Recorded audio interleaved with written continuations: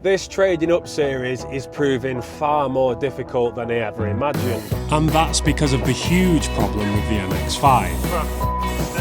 So to park that bucket full of headaches, you join me today on my way to pick up another car. If you're new here, I'm Tom Shorrock, and this is trading up from a £200 Ford Focus to my dream BMW M3. What could possibly go wrong?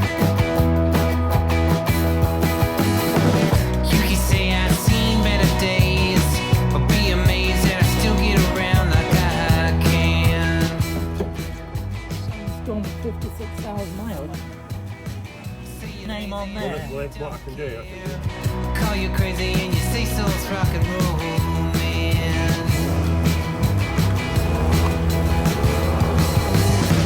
You're a boy, you're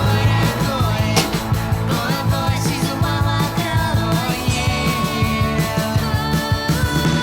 Pretty well set in my ways, don't fall for the ladies. That's how you buy a cheap MX5.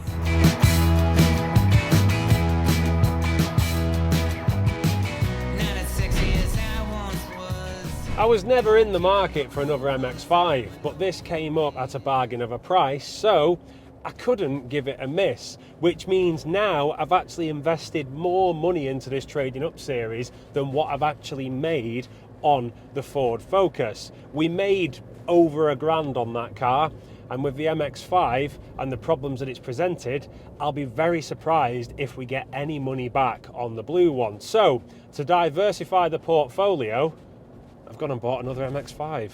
That's not really diversifying, is it? But it's another car with potential profit and hopefully not too much work.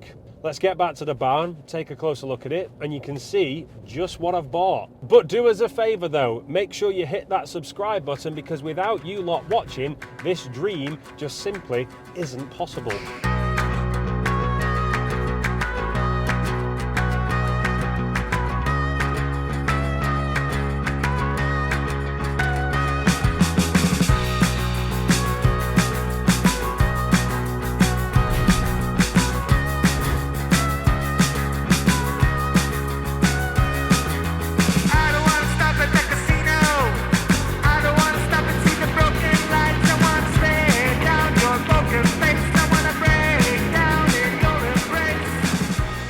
So here it is, the MX-5. I had absolutely no intention of actually buying this car, but somebody messaged me on Instagram, Sam, shout out to you, and said he's got a neighbour that wants to get rid of it and it is going for a bargain of a price. So drop a comment below now and guess what I paid for this car, because I paid £400 for it, and I think that is an absolute bargain. It's a 1.8 VVT SVT model, which means it has the variable valve timing engine, it has the Nardi steering wheel, the bigger wheels, it's got an LSD. It basically is the MX-5 that everybody wants, and to top it off, it's only done 56,000 miles, and it's also got a history file as big as this. But there is a catch, and there is a reason why it was £400. And that is because it cannot currently get through an MOT unless it has a little bit of fettling done with the outer sills to make it a little bit more presentable. Now, there are some other areas of rust on here, nothing too catastrophic. I have actually got a replacement wing for it, which is a bolt-on, bolt-off repair for this car, but to show you around it properly is to just do POV mode. So I'm going to stick a GoPro on, we'll walk around and we'll have a look at what I've bought and what the £400 has got me, because I'll be honest with you, this car is worth way more in bits. And that's what concerns me.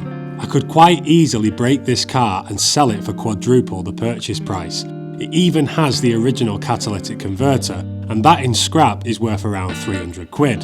The engine is worth roughly the same, and the LSD I'd get similar again, and that's without the interior, brakes, wheels and ancillaries. Don't get me wrong, it would make perfect sense to do this for quick cash, but it just doesn't sit right with me, and you'll understand why later on in this video, because I tracked down the first ever owner of this car and gave them a call. Hello, is that a Mr. Dawes by any chance? Speaking, yes. So, if we just get the key, we'll pop the bonnet, and you can have a look underneath.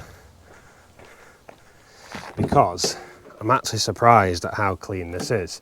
It also had the timing belt done on the 20th of the 6th, 2013, so 12 years ago, so it is a little bit irrelevant now. Everything is sort of there, and if I just come down a bit below here, the chassis legs have got a little bit of crust on it, but nothing too major. Key doesn't go through, they look pretty clean at the back. Down here again, not too much crusting, looks okay. If we just come round to the side, by the way, Matt has nicked the mirrors for his MX-5, so obviously I need to put them back on at some point. Hardtop is also Matt's, he's just put this on for storage. Mohair roof is in okay condition. I mean, it would never hurt to put a new roof on an MX-5. If we lift the boot floor, you've got the original spare wheel or space saver wheel, but you can see how immaculate that is. There's just hardly any rust on there whatsoever. I'm gonna start it yet because obviously I need to put the jumper on, but 56,000 miles. We've got the white dial clocks. We have Nardi steering wheel. It even comes with an aftermarket head unit, which I'm going to nick out of this car and put in my blue MX-5 because the one in the blue one has stopped working. 6-speed manual box, clutch, feels nice, nothing too heavy. Brakes work. We've had it up to temperature, no problems of overheating. There's hardly any fuel in it, but everything is here. You've even got heated seats, dashboard, no rips. Everything is just here and in working order. If we just turn around, you'll see there's hardly any bolster wear on the seats. Really, really good condition. They still smell like new. Door shuts absolutely fine, not a lot of damage there. This is where there's a bit of a problem. So it's crusted through here. It's nothing bad all around, but I do have a new wing for it, and you can just bolt it out at the top and underneath and fit the new one on. I've actually got it in the barn. It's got Michelin Pilot Sport 3 tyres on it, and there's quite a hell of a bit of tread on them. The only problem is they are a little bit perished, so again, not sure whether they go for an MOT. Could always try it and see what gets knocked back. This is the worst bit actually, so you can see how bad that crusting is. I mean, that's just, yeah, that is not the best, to be honest. Watch I don't cut myself, but yeah. The thing is, if I break that off, so no one catches themselves on it. Bits of my car are falling apart, oh, but in here, it's not even that bad. It's just that outer edge, so maybe you could just cut that out and do a quick repair on it again. Up here, nothing too much. Pop the boot. Right, do not shut the boot with the key in, Thomas. Do not do that. Otherwise, there will be problems. That goes in there. Boost button, it, so we'll go pause, neg, and then we need the key to press this little boost button. Should hear a click. There we go. Lights on. Let's try and start this girl. Right, you should now be able to see, hopefully, the mileage. So we put the key in, press the clutch down, make sure we're not in gear. There we go, 56,000 miles. And if we're gonna go, look at that. What's the idle like? Is any idle bounce? Doesn't seem to be. You can see how weak the battery is because I'm pressing the brake pedal and the lights are dimming on the dashboard. That is not too bad. Let's have a look. No knocks, belts, everything looks to be okay. And I tell you what, that runs pretty sweet. 56,000 miles, no knocks, that's a cold start. Can't even moan about that, I don't think. Come to the back, you can listen to the exhaust. See how it's blowing a bit if I just, yeah. You can hear it, put my hand over it. Yes, that's blowing. Before anyone moans, this is private land. So the MOT and insurance does not matter right now. But you'll see that all gears, there's not much fuel in it as well, I've got to be careful of that, but is it going to reverse? Oh, now we're in reverse. Yeah, tell you what, steering's nice and light. Power steering pump definitely works. ABS light on, so obviously the ABS sensors need some attention. Tell you what, that is not too bad. Feels so smooth and there's nothing rattling really. I mean, it's hard to tell on a bumpy road, but Gotta watch we don't run out of fuel. But that drives like an absolute dream. I know I'm only in first gear here now, but this is really a road to test on with just how bumpy it is. There we go. So we just got an ABS light on the dashboard, which will obviously be an ABS sensor, and we can check which one that is by, if you ever want to know how to check which ABS sensor is not working on an MX-5, basically come to this here that says diagnostics, and you short out between two terminals, which then causes that to flash without the engine running.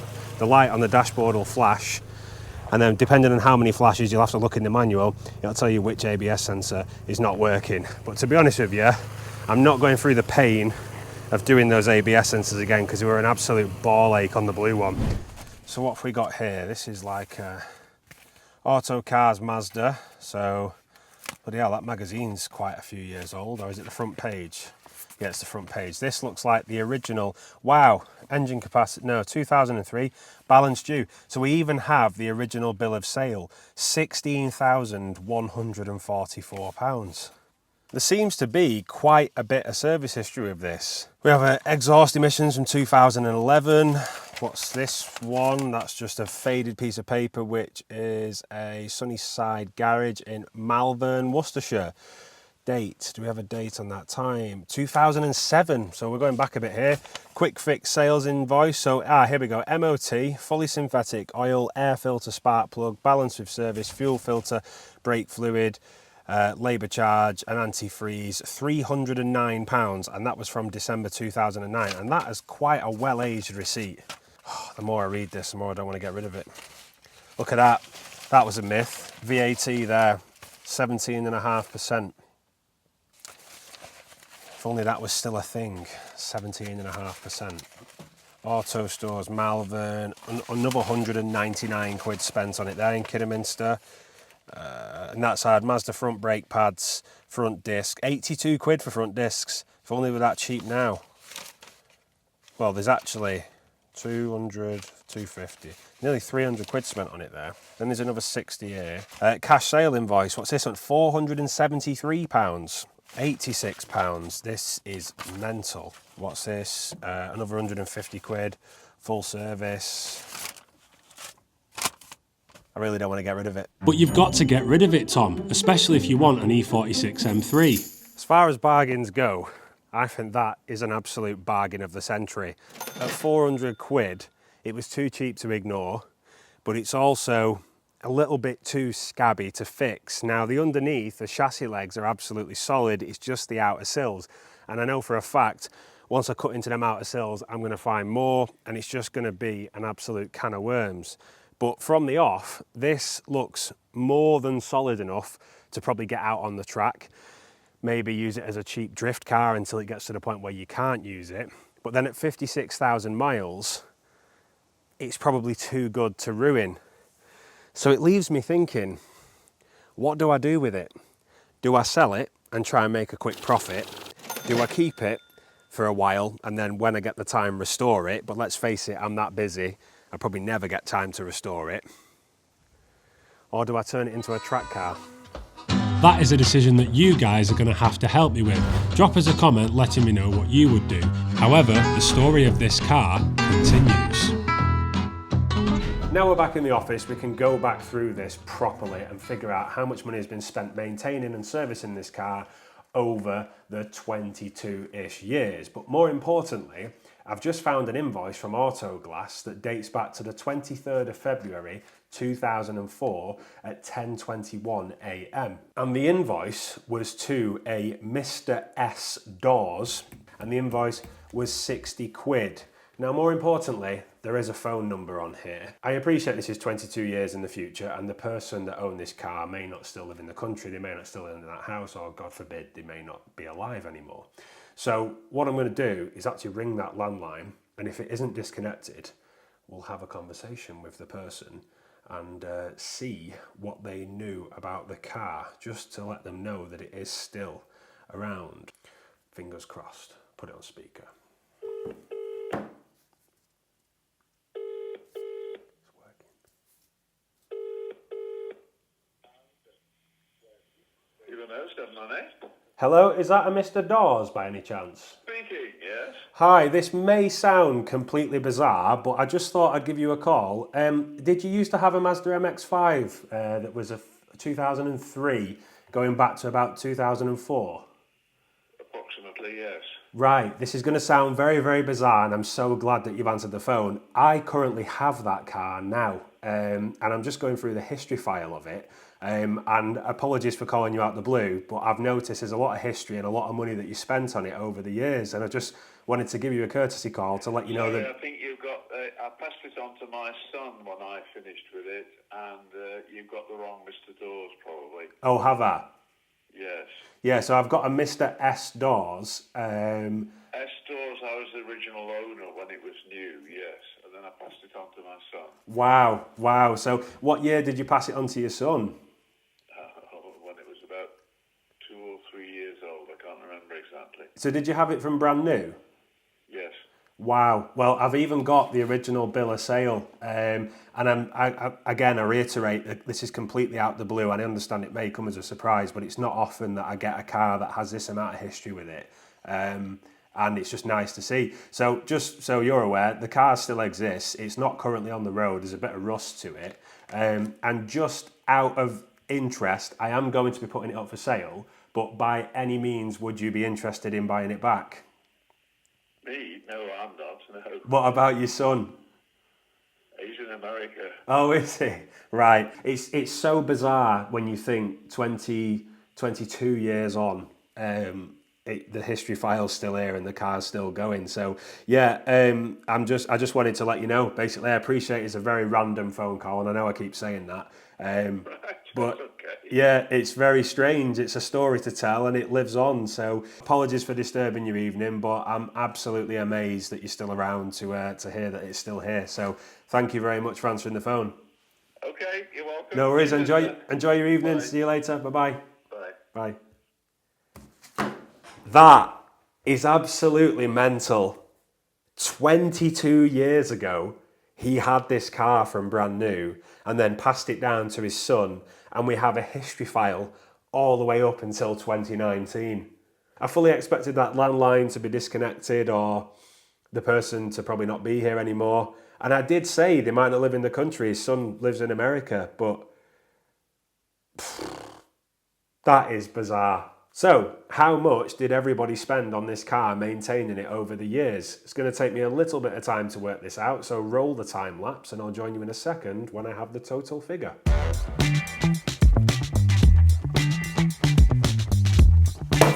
Right, so the total spend on this car, let me know in the comments just before I announce it, was not 1,000, not 2,000, not 3,000, not 4,000.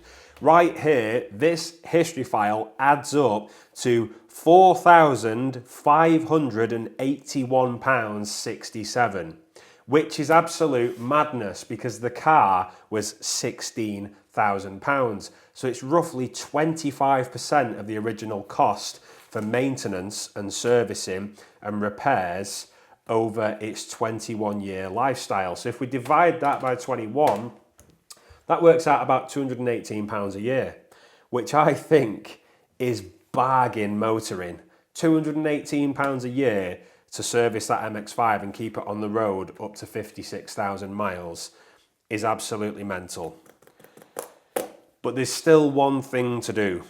If Mr. Dawes does not want to buy the car back, somebody else needs to, because I don't think I can keep it. So I'm probably going to list it for sale, and if you want to know what it's going to sell for, you'll have to join me next time. So in the meantime, give us a like and follow, give us a subscribe, drop us a comment below, and I'll see you all very soon. But make sure you do one thing. Make sure you do everything in style.